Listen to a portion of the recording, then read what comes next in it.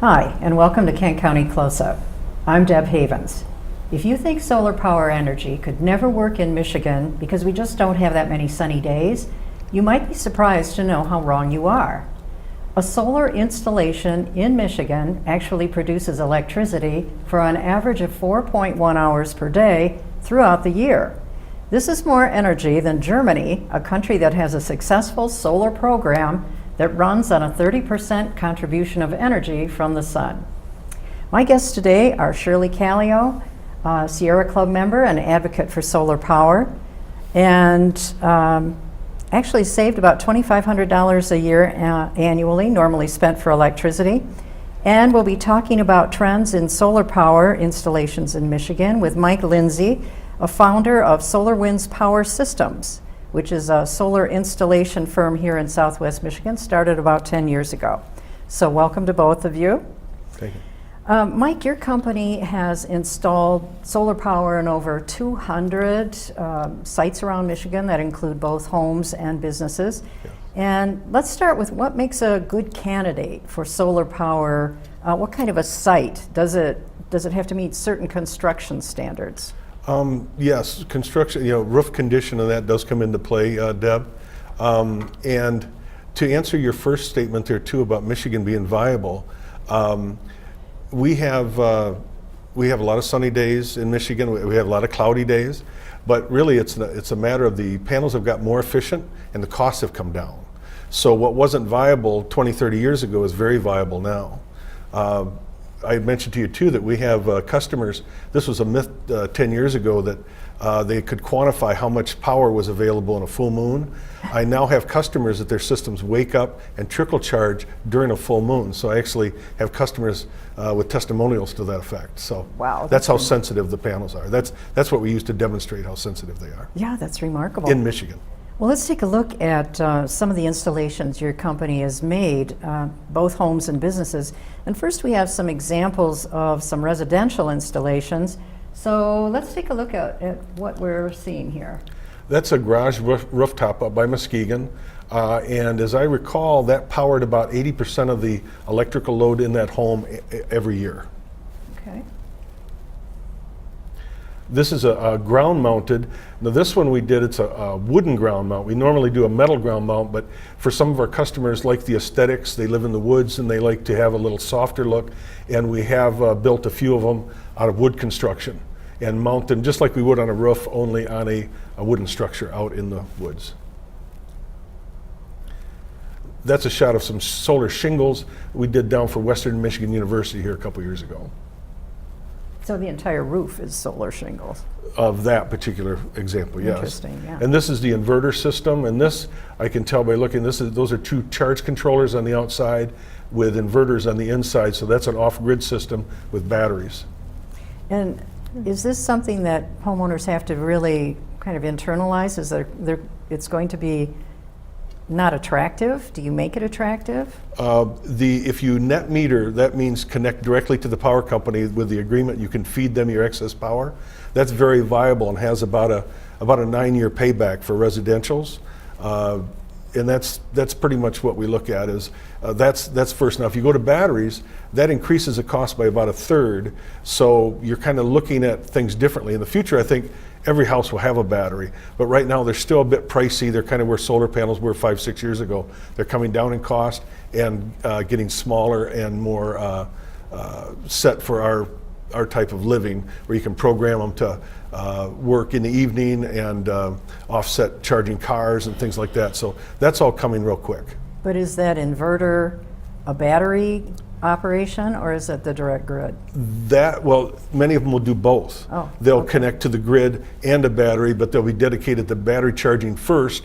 Once that's done in the morning, then it will go back to grid tied and feeding the home and all once the batteries are charged. So what we're talking about here is a system where the sun actually is collected and then stored, the solar power. Yes, but I don't want to confuse anyone. What we're talking about primarily is a grid-tied system without batteries. Okay. Batteries change the return on investment. Return on investment I told you about is grid-tied without batteries. We're literally using the grid as a battery. Okay, all right. So let's take a look at some of the businesses around that you've installed solar power. Sure. And let's see, so the first one here, That's the Wealthy Theater that we did a couple years ago to boost their solar system. They had an existing solar system that was put on years ago on the roof, and we did some repair work on that and integrated that with this system, so it reported to the Wealthy Theater what both systems are doing, so they keep track of their power production. This was a storage facility down in Allegan, and that's a rooftop on a steel roof, and we propped those up a little bit to get a little bit better angle than the roof would give us. We'd like to get as close as we can to around 30-degree angle towards the sun for an all year-round angle. This is fluid process equipment down in Kalamazoo. It's one of our larger jobs we had done about 7 years ago, right on 131 near the Park View exit. And that's partly an ERP program where it's sold directly to the power company, and the other half of that goes into the building to offset the building's load in their manufacturing operation. This is the State Energy Office in Lansing with that's the Solar Edge inverter system without batteries, hooked up next to the car chargers out on the south end of the building, and all that is integrated and goes into the building and feeds the office building there on a 20 kilowatt system, about 25,000 kilowatt hours a year. wow. So you've been busy. And we're busier yet. Oh, that is great. Yeah. Well, I would like to talk to you a little bit more about the costs and the kinds of things you have to consider during installation. But first, let's turn to Shirley here, because obviously this is quite an investment. It really changes your home or your business to the look of it, everything from the look of it to the kinds of, I guess, the systems that you'd have to get used to operating. So let's first of all ask, why did you feel that solar power was such an important thing to do for your own home?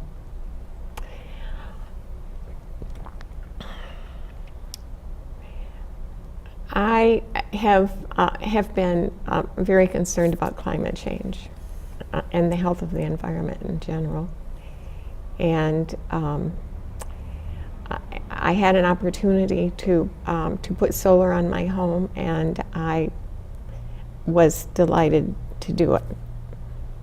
Now, I understand that you've lived in the same home for over 30 years, and originally you outfitted it completely electrically. You made that decision, not gas. Yes, that's and why true. was that? Well, that was my husband's decision, actually. At the time, the home is 35 years old now. And at that time, my interest was focused elsewhere. So, and I was happy to have him make those decisions. He wanted a very energy efficient home. Mm-hmm. He built a passive solar home. It is super insulated, and it has been wholly electric. We have used from the very beginning a geothermal heat pump to heat the house. So our electrical consumption has always been a good deal higher than the average household. But we have never used directly used fossil fuels at all. So this the solar system was, once we had the means to do it, was the logical next step for our home. Okay. Well, let's take a look at some of the video that we have from your home that was taken about 4 years ago when, I guess, this installation was occurring. Right. Okay. We live in a passive solar house. A great deal of care was taken to make sure the house was built in an orientation that would provide optimum sun exposure for heating the house. Our sole energy purchase has been electricity for the 30 plus years that we've lived here. So as a household, we consume probably quite a bit more electricity than those households who rely on gas for heating, for instance. It was apparent to me that it was both morally compelling in light of climate change and a financially sensible move for our household. So that, plus my very strong conviction that all of us need to do all that we can to transition to renewable energy and away from fossil fuels. It left me with no doubt whatsoever but that this was absolutely the right thing for us to do.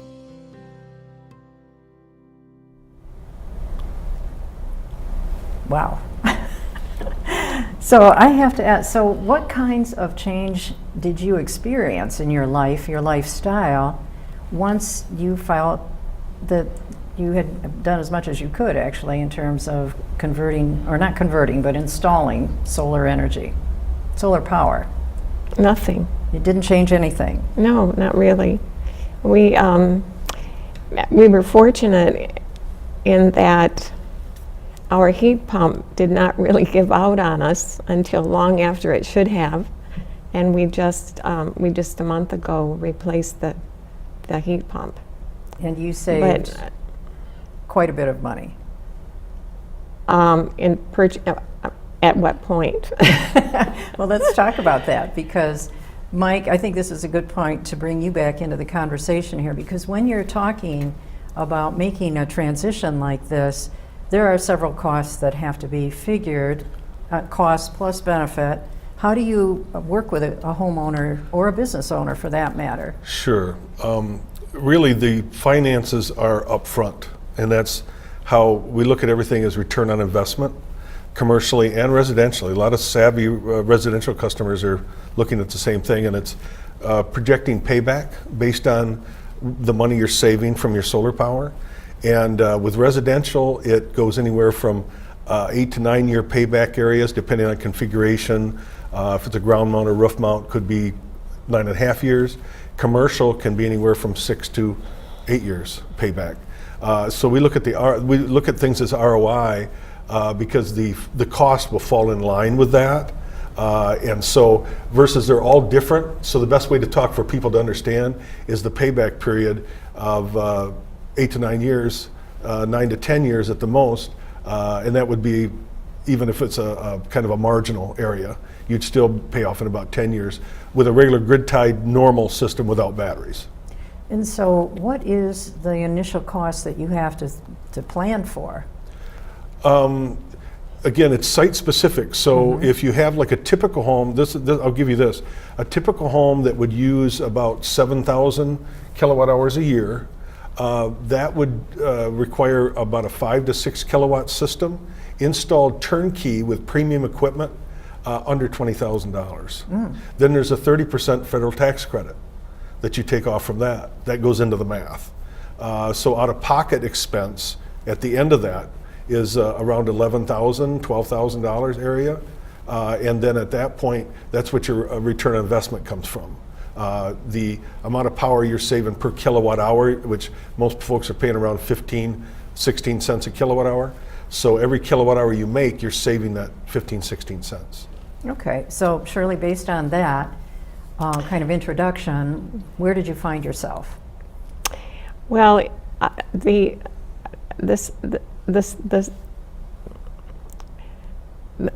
system for me eliminated what had been an annual $2,500 utility bill, because we were fully electric right from day one. So it certainly improved my cash flow, but at the same time I did have to make this large expenditure.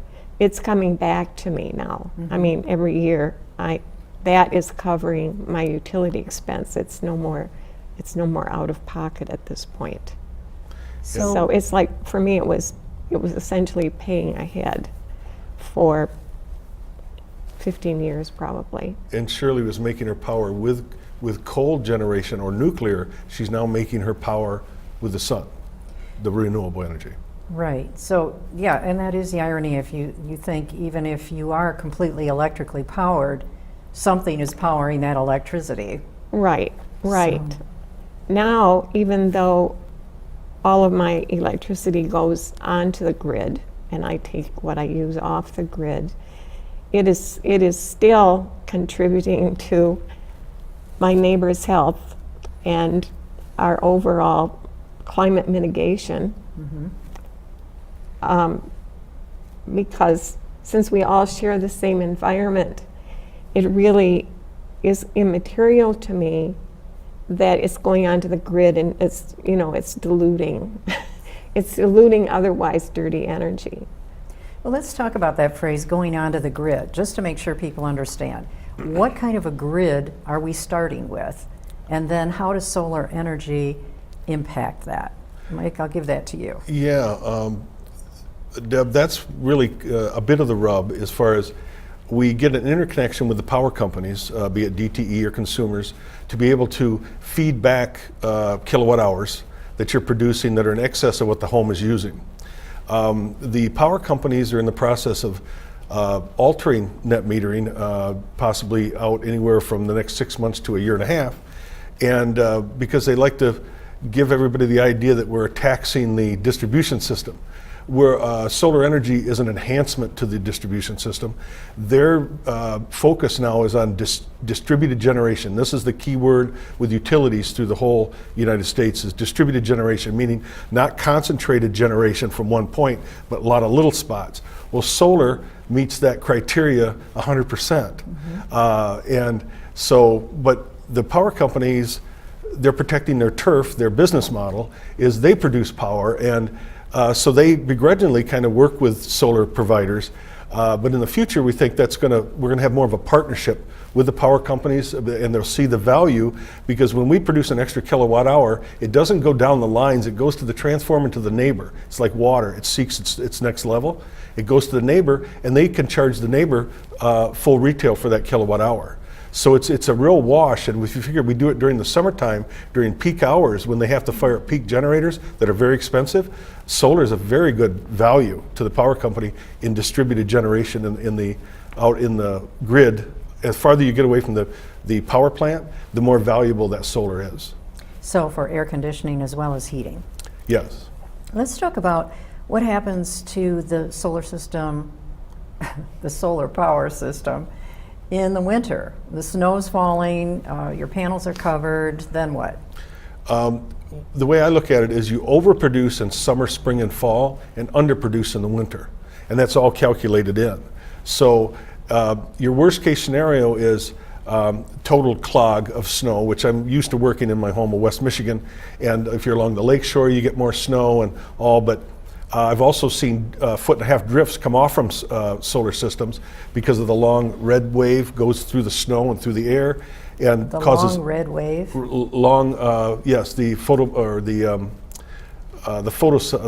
photon, the light element goes through. We've learned in school about the electromagnetic spectrum, and we got blue light and red light. Well, the red light actually goes through the snow and hits that panel, and then gravity with the glass, it just falls off. And I've seen a 1.5-foot drift go off before the sun fully broke the clouds. So they're very sensitive, but they'll clear themselves. But in the case they don't clear themselves, your production stops to zero. Solar panels like to run cold, so you can literally have the best day of the year next to the worst day of the year in the winter. Shirley, what's been your experience with this? Well, pretty much the same, except that it doesn't often. I rarely see the snow slide off my panels for whatever reason. The angle. Well, yeah, possibly. But this winter was particularly bad because we had it freezing. The snow got icy, so it didn't even. It was particularly sticky. Yes. On the panels, and it was a very dark winter. So I think probably, of course, when we built our house, we didn't dream of having a solar installation. That was one thing that we did not anticipate at all. We built our house as a passive solar, and it's really performed very well for us.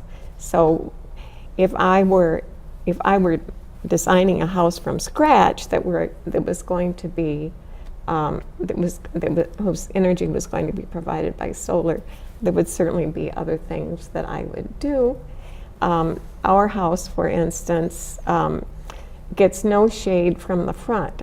We have lots of wooded area, but the trees across the front of our property are far enough back that they never shade the panels. Never. However, we get a shorter day, I think, because we have woodland up close to one end of the house, or actually both ends, but one end particularly, which delays the morning sun on our panels and also shortens the sun on the other end. Mm-hmm. So, I mean, these are things that Well, as Mike noted, the site does make a difference. it Yeah. makes a huge difference. Right. And I would also be interested in some ground-mounted panels because of this snow business. And you have the ability to keep them clear. That's, Yes, many of my right. customers do have ground-mounted Yeah. systems we put in. Yeah, You but just we sweep don't them have. off. Well, yeah, and it's easier than you think too, is you don't go for the detail, you just get the bulk off, the rest of it will clear itself Melt, after right, that. right. Especially at that 30-degree angle. Right, right. So there are definitely ways to Yeah. improve it. And But the site is the site, and I'd say with Shirley, she just gets maybe another week or so that she doesn't get production because it stays on longer. Because even on mine, it will stay up there for a while till the sun starts trying to work it a few days later, and all of a sudden it will start to clear. Right. But Sometimes it can go very fast. Yeah. I mean, they'll just start sliding off. yeah, And other times, like, and it's fun. kind of dangerous to climb around on the roof and try to Yes. push it off. Yes, I It's would fun to be your recommend own it. power plant. Yeah. Well, now, let's switch topics or go to a related one, because I mentioned that both of you have a relationship with the Sierra Club. And Mike, your company is a Sierra Club solar partner. Yes. What does that mean exactly? Well, a few years ago, we went through a vetting process where myself and another company was vetted, and then they went and talked to a lot of our customers, if not all of our customers, and it took over a year, and they checked us out really good, checked out our banking and everything, make sure we were good, and then we were allowed to work with, and especially with our background being kind of green folks, allowed us to work with Sierra Club members. And so we have special programs and stuff for Sierra Club members and some discounts, and then we give Sierra Club a donation for each customer that we hook up. Oh, that sounds like a very Yeah. good partnership. It's pretty cool. They're smaller systems, but we'll do that for Sierra Club. Okay. And Sierra Club members can simply contact you? Yes, It's or they directed can through contact you, through or Sierra Club. They can through Sierra contact Club? us directly or through Sierra Club, but make sure that everybody knows their Sierra Club. That helps us keep track of everybody, and we know what we're doing. Okay. Well, yeah, absolutely. Many times we find out later, so that's why. Right. Well, let's talk a little bit now about the future of solar power in Michigan, because obviously it's not something that everyone is practicing right at the moment. How do you see the future developing here? Well, I'm an internal optimist, so I feel we will get more in the program, but I've been around this most of my life, and we do need to move faster. I applaud the power companies for their adventures in wind energy, which they first stood up to and didn't want to do, but then found later it was cheaper than coal, and they did the same thing with solar, and I was afraid once they got hooked on solar, they want to own it, all. But all the early adopters, and Shirley being one of them, and all is, we've done the groundwork. We've put in, a lot of people spent a lot of money 20 years ago, 15 years ago for very expensive panels to be part of this program. And now it's starting to work for more mainstream, and now they want to alter and de-incentivize net metering to not make it as lucrative, because they want to make reference to the power on the distribution system, or the burden on the grid, and it's not a real fact. I've heard testimonials from scientists, engineers, and all that give me that adage that it just goes to the transformer and goes to the next home. So you're helping the grid in general, because that's power that the power company doesn't have to send down the grid. It's good for everybody. But that's where the partnership comes in, is we're going to need the grid and the power companies for hundreds of years. We just need a good partnership so the people can participate in this energy revolution going to green and renewables. And we know that there's no better distributed generation site than a person's home. Mm-hmm. Right. May I add something to Sure, that? absolutely. I think most people are realizing that where climate change is concerned, that time is of the essence. And to me, it seems so obvious that it is in the public's best interest that we increase our energy generation from solar and wind just as quickly as possible. And it seems to me that the best thing to do is for the utilities to invest their money in wind farms, particularly. Wind is the best provider in the winter, especially in our climate. And solar is the best provider in the summer. And solar lends itself beautifully to incremental installation. Not on every home, but certainly on many, many, many homes. And we continue to use the grid. I don't see really, I really cannot be very optimistic about having enough about being able to be self-sufficient, of having enough battery storage, when I'm really not able to generate enough power alone, even if I could store it all. It's not going to happen.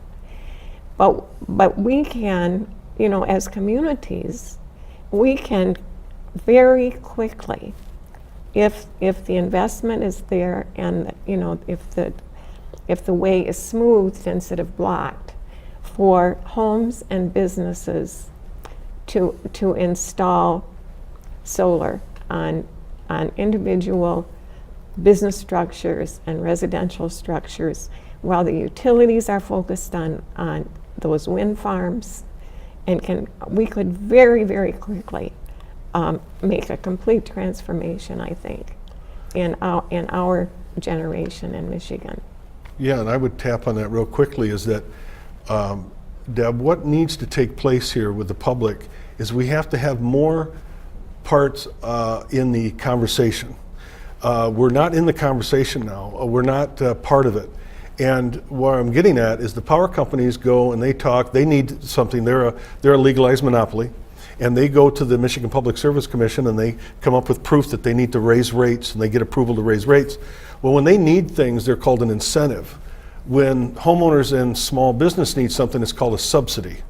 That's wrong. It's both a subsidy or it's both an incentive. So see, they're controlling the language in the argument. And my point is we need to all be part of the incentive and incentivize the public to be more part of this on a faster, harder scale, because this is a no-brainer. It's been a no-brainer for some time. Well, what I hear you both saying is that there seems to be this sort of worry on the part of power generators, like consumers or DTE, that they are somehow going to be challenged by people installing solar to begin with, and that's going to hurt their business, and somehow that the grid will be taken away from them. And so they're trying to protect it with various policies that are going to keep people away from these kinds of installations. Every business is inclined to protect their market. I don't blame them for that. I understand the business model. We just have to work with it. But we have a larger, we cannot drag our heels on addressing our human problem. I got a quick stat too, this was a few years ago. They had figured how many people net metered, and I would say did ERP programs too with the power company with home solar. This was maybe 2 years ago. The amount of people net metering was in the hundredths of 1% of our state grid, meaning we got a long way to go. Now, we applaud the power company what they're doing to expand their systems. That's great, but that's still utility scale. They have to look at distributed generation with homeowners and small businesses. to be part of that. And it's a much bigger part. They'll make a lot more power that way. Well, and I think the other thing that we need to consider is the impact that mining for coal, and in particular, when I think we have some pictures of the kind of coal mining that has taken place in states like West Virginia, Kentucky, Virginia, where they're removing entire tops of mountains. Let's take a look at some of those pictures. 500 feet or more of the summit, just to get at these buried seams of coal. And then they take the dirt that they don't need and they dump that into neighboring valleys. And this is primarily the way Appalachian coal mine is being conducted, because it allows for almost complete recovery of coal, and at the same time it takes fewer workers. So, but what we're left with is this devastation of the land that it's hard to imagine it can ever be reclaimed.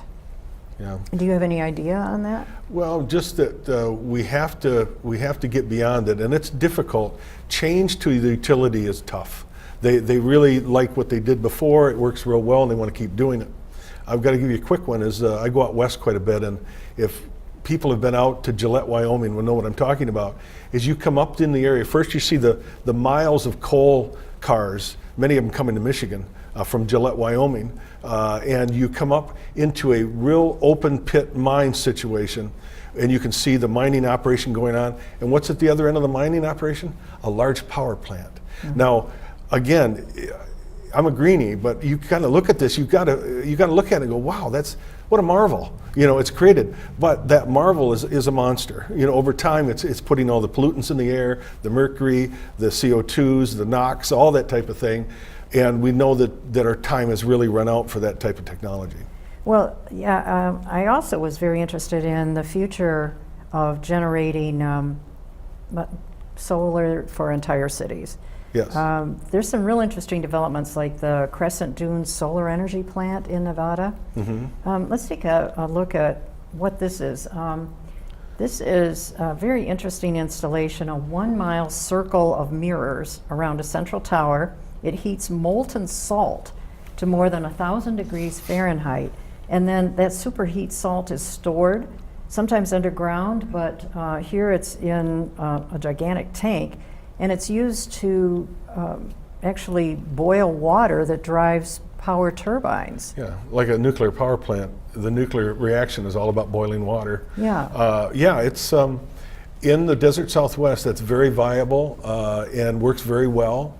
And they're able to get power on a city scale, on a utility scale, to large cities, be it Las Vegas, Los Angeles, and parts of Texas and Phoenix, that kind of thing. Now, concentrators, which that's a concentrator, is not viable in Michigan because of our clouds. It likes direct sunlight. That's what it operates off from. That's why solar on homes is more viable here, because we make a lot of power on cloudy days, as you do too, Shirley. So that's it's much more viable. And give you a quick stat too. This was an estimate years ago, and I know Grand Valley's done studies on it. There's enough wind power in the center of Lake Michigan, going from about Traverse City down north of Chicago, just out in the middle, to power the whole Midwest. Mm-hmm. So I mean, those kind of stats between solar, what you can do, wind where you put it in the right place, and I'm not saying put it all over and become that a big eyesore and a problem either. We can put them in designated areas, like in Southwest Michigan, there isn't a lot of potential for utility wind, so it's a big solar area, and there's not a big place for utilities solar in too many places. There are on some college campuses. So again, solar on the homes and small businesses is viable, very viable in Southwest Michigan.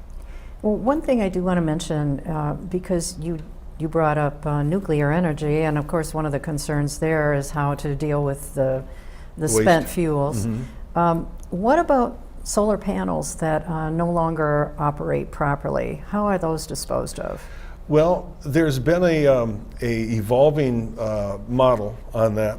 Many of them, they're lasting so long, they don't have many of them that are cycled out yet. We still have serviced some lately from the 70s, still working. But these that we're making now will go 45 to 60 years, should be their normal life cycle. They're still warranted at 25 years to be running over 80% original power. But when you get to the point where you're going to call it recycle, when a panel would get to a production output that isn't adequate anymore, say it got down to 30-40%, the idea is those panels could be taken to third world, and for another decade or more, they'll charge batteries. So even though they won't be viable in the house anymore because their input or their output is down, they'll be able to go because we could give them to different places over in third world that could have battery systems and they could charge batteries. But then when they would get rid of them, there's got to be a plan to take those panels and to dismantle them properly to get the metals out of them, the silicon out of them, and any other thing that may be dangerous needs to be controlled properly. So we've got to take it all the way from cradle to grave. Mm-hmm. And we haven't quite gotten there yet. No, well, we don't have a big enough graveyard yet to deal with them on a scale that makes sense yet. But we're getting there, and they're already thinking a lot about it. Well, okay, so there are many, many questions about the future still to be answered, but you've certainly given us some good starting points here, and I really want to thank you both for being with us today to share more information about solar power in Michigan, and again, to reassure us that it's doable. That's very reassuring. No brainer. Okay, and that is it for Kent County Close-Up. Thanks for joining us with the production team here at GRTV in Grand Rapids, Michigan. Okay. Good, thanks.